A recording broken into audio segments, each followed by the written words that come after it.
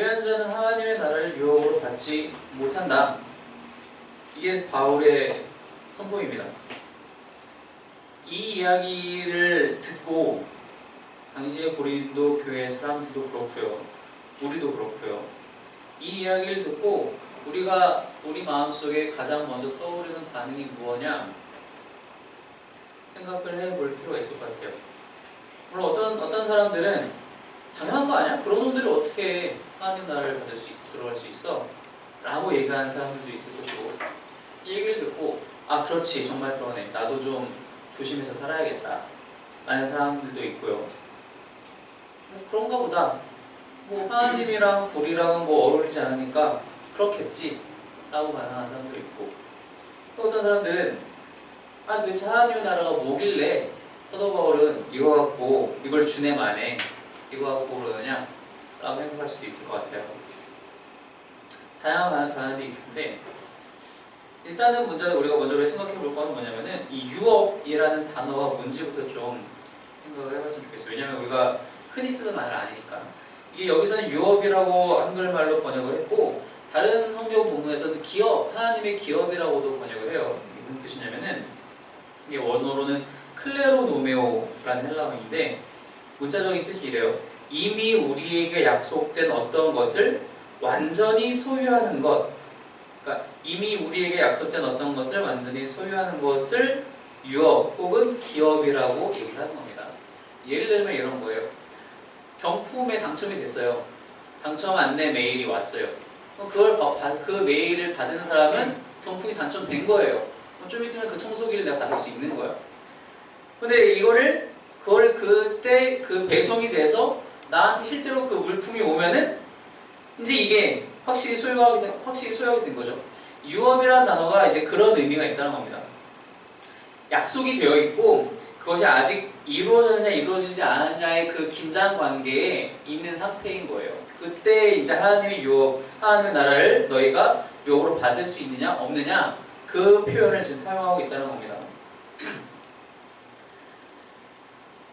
그러면은 사도 바울이 이제 6장에서 전반부에다가 지난번에 같이 말씀을 나눌 때 어떤 이야기를 했었냐면은 그 전장인 5장에서는 고린도 교회 안에서 특별히 성적인 문제가 있었고 그 문제들을 해결하지 않고 유야무야 덮고 지나가는 상태에 대해서 분명히 징계를 해야 한다. 이 징계는 그 사람도 살리고 교회를 살리는 것이다. 그러면서 6장에 넘어오면서 이 문제뿐만이 아니라 다양한 문제가 있는데 이 다양한 문제들에서 너희가 싸우기만 좋아하고 그래서 결국은 세상 본질까지 갖고 가서 너희가 더 세상보다 더 높은 기준으로 살아가는 사람임에도 불구하고 오히려 낮은 기준으로 판단받으려고 하느냐, 너희 안에 이런 문제도 해결할 수가 판단하는 자가 없느냐.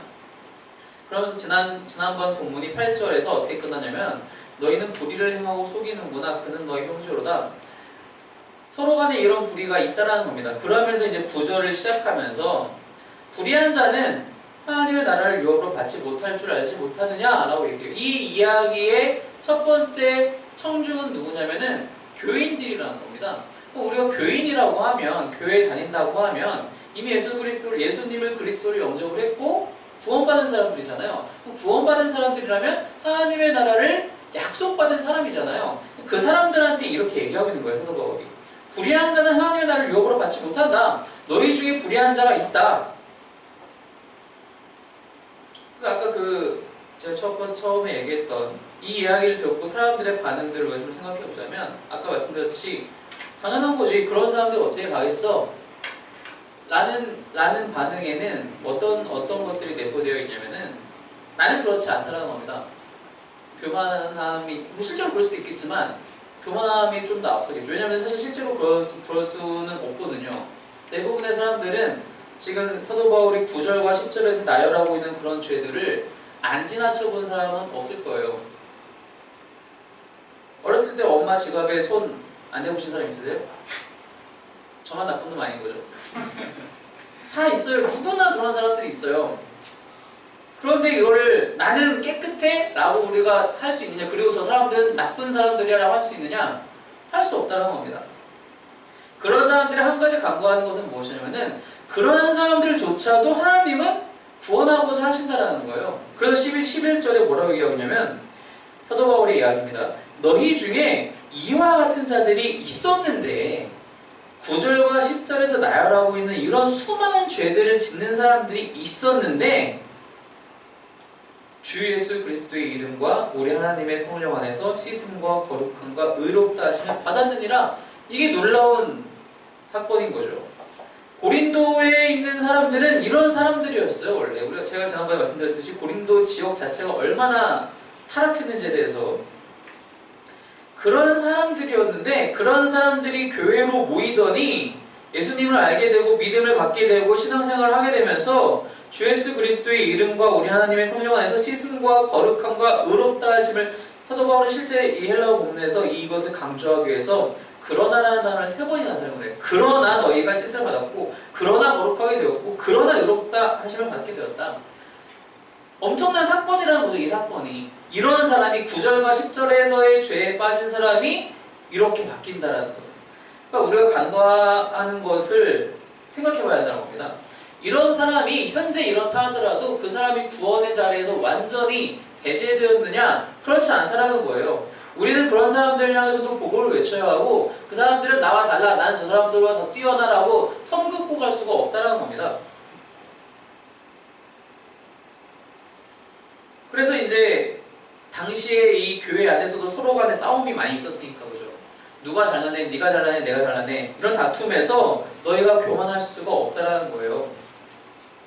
사도 바울이 이제 9절 중반에 뭐라고 얘기하냐면 미혹을 받지 말라가 중간에 껴있어요.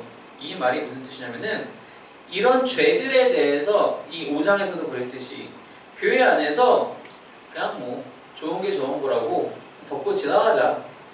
이 정도까지는 괜찮지 않을까?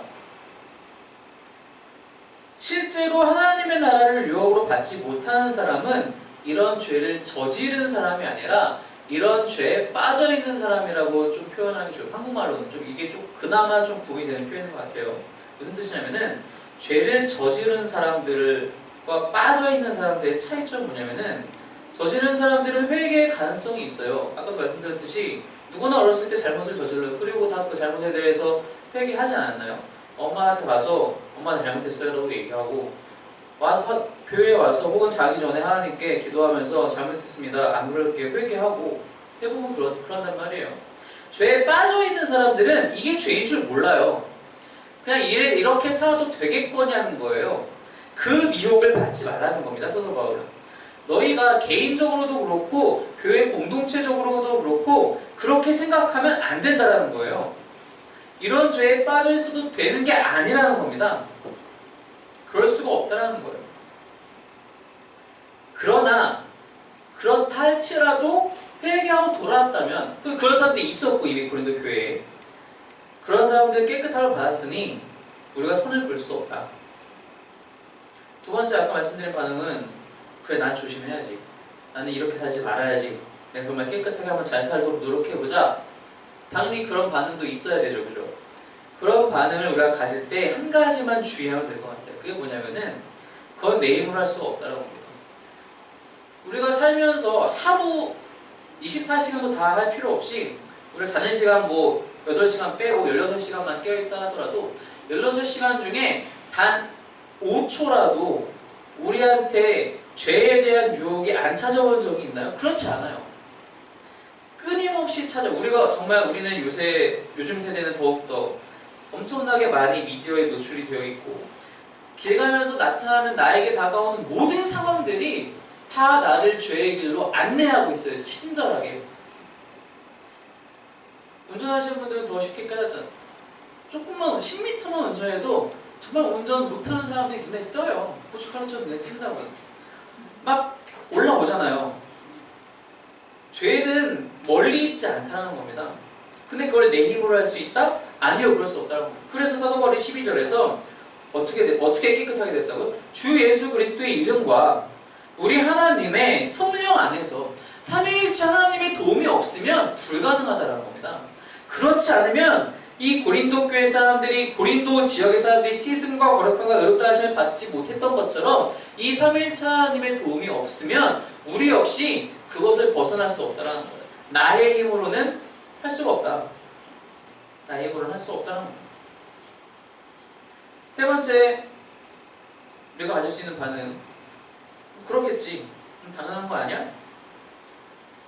이렇게 정보로 이 이야기를 받아들이는 사람은 이것을 살아낼 수가 없어요. 여러분들 고등학교 때 아마 다들 배우셨겠지만 물리 시간에 기억나시죠? 중력과 속도가 9.8m/s 제곱이에요. 모르시죠? 까보셨잖아요. 그죠? 배울 때는 아 그래 이렇게 해서 시험에 이렇게 계산해야지. 요즘도 그거 생각하면서 살고 계시는 분 있으세요? 내 삶에 그게 엄청난 영향을 줘서 내가 한순간도 그걸 까먹을 수 없는 그런 상황인 사람 있으신가요? 없어요. 그냥 자연스럽게 우리 살아가면서 그냥 그런가 보다 하고 지나가는 거예요. 나한테 영향을 주든 말든 뭐 그런 게 있으니까. 물건이 떨어지는 것도 중력과 속도의 영향이고, 내가 공을 던질 때도 영향을 받고, 내가 계단에서 점프를 해도 영향을 받고, 다 영향을 받지만 그건 나는 그냥 하나의 정보일 뿐이에요. 시험 볼 때만 써먹고 끝! 나는 더 이상 그걸 몰라도 돼요. 근데 이 이야기는 그럴 수가 없다는 거예요. 불의한 자가 하나님의 나라를 유업으로 받지 못한다는 이야기는 정보로 알고 지나갈 수가 없다는 겁니다. 그렇게 하면 우리는 이 삶을 살 수가 없다는 거예요. 사도 바울이 이 이야기를, 이 디테일한 여러 가지 죄들을 왜 얘기했겠어요? 이게 삶이기 때문에 그래요. 이런 사람들도 안 되고, 이런 사람들도 안 되고, 이런 사람들도 안 되고, 이런 사람들도 안 되고, 그렇게 살지 말아야 한다는 실제적인 실천 조항이라는 거예요. 실천 명령이라는 거예요. 이제 이 6장 후반부에 사도 바울이 몸에 대한 이야기를 계속 하는데, 왜 몸에 대한 이야기를 하느냐? 우리가 몸을 가지고 살고 있잖아요. 우리가 움직이는 게 몸이에요. 이 몸이 죄도 저지르고 선도 행할 줄 알아요. 우리의 실제적인 삶이 여기서 일어난다는 말이에요. 머릿속에서 끝나는 정보는 거기서 끝이에요. 그건 신앙이 아니에요. 하나의 사상에 불과하다면, 우리의 종교가 하나의 사상에 불과하다면 그건 삶으로 바뀔 수가 없고 변화되지 않고 그럼 나아진 게 아무것도 없죠. 우리가 성경을 머리로만 알고 있으면 그걸 살지 않으면은 아무런 소용이 없는 거예요. 몇 장 몇 절에 무슨 내용이 있는지 알면 뭐합니까? 그대로 살지를 않는데. 사도 바울은 바로 그 얘기를 하는 겁니다. 이걸 알았으면 그렇게 살으라는 얘기예요.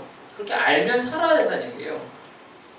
아까 제가 이제 초반에 유업에 대해서 설명하면서 그런 비유를 들었는데, 예를 들어서 경품에 당첨이 됐어요. 유럽 왕복 항공권을 받게 됐어요. 이메일로 날라왔어요. 이걸 보고 이거 가짜 아니야? 우리가 이걸 받았으면은 이게 진짜라고 믿고 이걸 기준으로 해서 비유이기 때문에 이걸로 살아야 돼요. 무슨 뜻이냐면은 내가 이걸 받았으면은 준비를 해야죠. 내가 유럽을 가야 되니까 일단 여권부터 확인해보자. 여권이 잘 만료기간이 남아있나 안 남아있나, 없으면 갱신을 해야 되고, 내 여행 가방 튼튼한가, 내가 무엇을 짐을 싸야 되는가, 유럽이랑 우리가 쓰는 전기 콜센터는 어떻게 다른가 등등등등을 다 준비해야 돼요. 그래야지 가서 재밌게 여행을 갔다 오죠. 그게 진짜인 줄 아는 사람은 그렇게 한다는 거예요. 하나님의 유업을 진짜라고 알고 있는 사람들은 그것으로 사는 거예요. 하나님 나라를 사는 거예요. 살아가는 거예요. 근데 이걸 가짜라고 생각하는 사람들은, 머릿속에 있는 정보로만 생각하는 사람들은 이게 가짜니까 내가 여권을 찾아볼 필요도 없고 내 여행가방을 구석진곳에서 꺼내놓을 필요도 없고 짐을 챙길 필요도 없는 거예요. 왜 가짜니까? 나랑 상관이 없는 거예요. 이거 뭐 실제로 됐겠어? 아닌 거 아니야? 스팸 메일 아니야? 라고 생각하면은 난 유럽을 못 가는 거예요. 우리가 이걸 머리로 알면 그렇게 살아야 한다는 겁니다. 불의한 자가 하나님의 나라를 유업으로 받지 못하는 걸 알았으면 그렇게 살아야 해요. 불의한 자가 되지 않기 위해서 살아야 한다는 겁니다. 그럼 어떻게 해야지 불의한 자가 아닌 삶을 살 수 있느냐? 즉 하나님 나라가 도대체 뭐길래? 하나님 나라가 도대체 무엇이냐? 하나님 나라는 이런 9절과 10절에서 나열되어 있는 이러한 것들이 어울리지 않는 나라라는 거예요. 세상의 논리가, 세상의 유행이 맞지 않는 나라라는 겁니다. 하나님의 논리로, 하나님의 법칙대로 살아가는 나라라는 거예요. 우리가 지금 오전에 계속 출애굽 이후에 십계명과 각종 율법들에 대해서 말씀해 주시고 계신데, 그런 것들이 하나님이 우리한테 당시 이스라엘 사람들이 원하시는 거고, 또한 우리에게도 성경을 통하여 원하시는 삶이라는 거예요. 약자를 괴롭히지 말고 늘 사랑을 가지고 하나님을 사랑하고 이웃을 사랑하며 살아가는 것. 우상 숭배하지 말고 나를 너무 신뢰하지 말고 하나님을 높이며 살아가는 것. 그래서 이제 다음 주에 다시 말씀 나누겠지만 이 6장 후반부에서 계속 그래서 너희 몸을 하나님을 위해서 하나님의 영광을 위해서 6장 마지막 절 20절에 값으로 산 것이 되었으니 그런즉 너희 몸으로 하나님께 영광을 돌리라. 로마서에서 똑같은 얘기 하잖아요. 로마서 12장에서 똑같이 그 얘기를 하잖아요. 거룩한 영적 제사로 너희 몸을 드리라고 사도 바울이 얘기를 하고 있단 말이에요. 우리의 삶이 그렇게 돼야 한다. 알고 있으면 하나님 나라를 살아가라. 그걸 모른 척하지 말고 가짜라고 불신하지 말고 그 나라를 너희가 받았다면 믿음으로 받았다면 그 나라가 너희 눈에 보이든 보이지 않든 그 나라의 방식대로 살아가면 된다는 겁니다. 우리가 한국인이잖아요. 한국 시민권이 있어요. 그럼 미국 가면은 한국법 안 지켜도 되나요? 아니에요. 우리나라 법은 그렇지가 않아요. 우리나라 법은 내가 미국에 있어도 내가 한국법에 대한 범법 행위를 저지르면 잡혀가요. 그대로 잡혀가요. 내가 어디에 있든지 하나님 나라를 살아가야 해요. 우리는 하나님 나라의 시민권자잖아요. 이미 우리는 구원받고 하나님 나라를 살아가는 사람이에요. 그 나라가 내 눈에 보이든 보이지 않든 그 나라가 오든 안 오든의 문제가 아니라 내가 시민권을 가진 사람이라면 하나님 나라를 지금 여기서 살아가야 한다는 겁니다. 사도 바울은 너희 중에 그런 것들이 있다면, 이런 불의한 것들이 있다면 버려라. 알지 못하느냐. 그러면서 이제 12절에 이 얘기를 하는데, 사실 이게 본문은 보통 이렇게 안 끊어요. 왜냐하면 12절은 12절부터 20절까지가 한 본문으로 많이 얘기를 하는데, 제가 오늘 굳이 12절을 먼저 말씀을 나누는 이유는 다음 주에 하려면 너무 많고 그래서 그런 것도 있고, 여기까지 얘기를 먼저 해놔야 다음 주가 또 좀 더 같이 나누기가 이해가 또 더 쉽지 않을까 싶어서. 그래서 12절에 사도 바울이 뭐라고 얘기하냐면은, 모든 것이 내게 가하나 다 유익한 것이 아니요 모든 것이 내게 가하나 내가 무엇에든지 얽매이지 아니하리라. 이게 무슨 말이냐면, 우리가 이제 하나님의 나라를 살아야 되잖아요. 우리는 이제 더 이상 죄의 노예가 아니라 우리 하나님의 자녀로 탈바꿈했어요. 노예와 자유민의 차이는 당연히 자유죠. 내가 자유를 갖고 있느냐 갖고 있지 않느냐. 우리는 모든 것을 할 자유가 있어요. 사도 바울이 로마서에서 그 얘기를 해요. 너가 고기를 먹든 안 먹든 그건 너의 자유다라고 얘기를 해요.